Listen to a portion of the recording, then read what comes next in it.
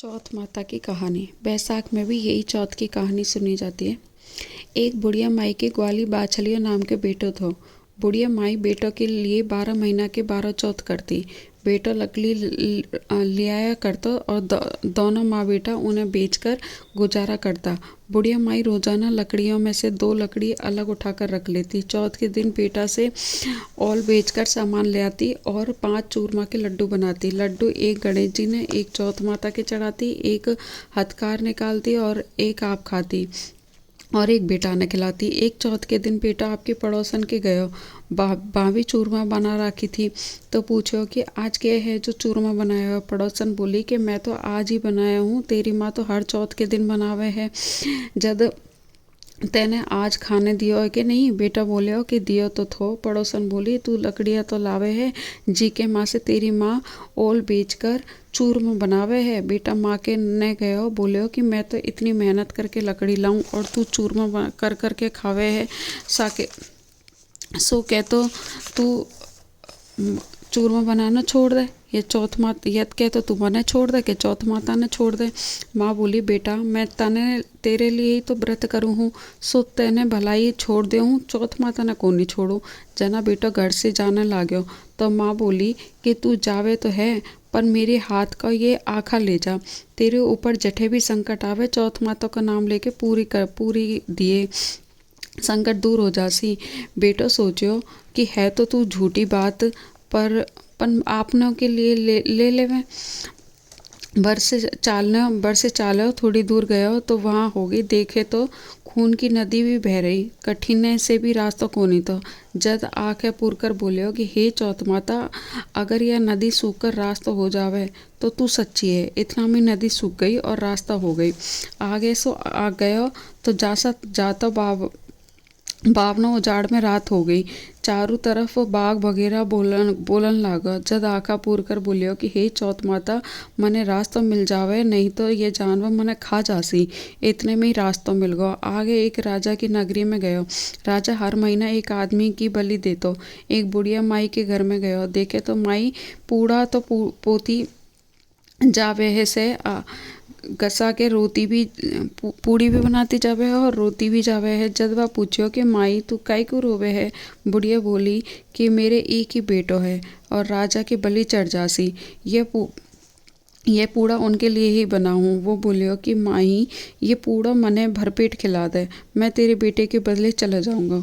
माई उन्हें पूड़ा खिला दियो। रात ने सोते समय बोलियो कि राजा को बुलावा आवे तो तू मने उठा दीजिए। आधी रात ने बुलावा आयो।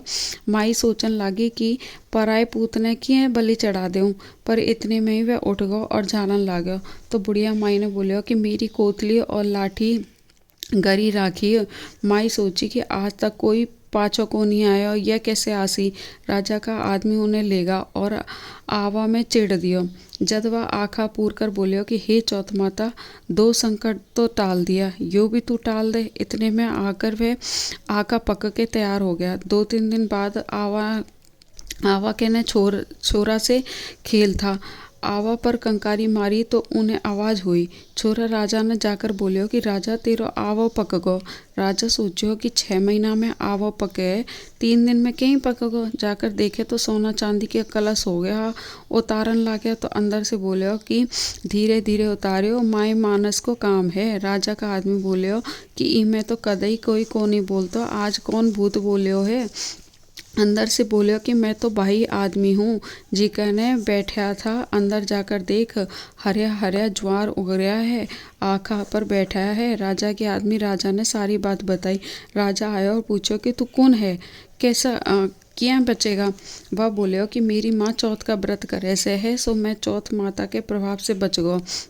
जना राजा उन्हें बोलियो कि एक घोड़ा पर तू चढ़ जा, एक घोड़ा पे मैं चढ़ जाऊं।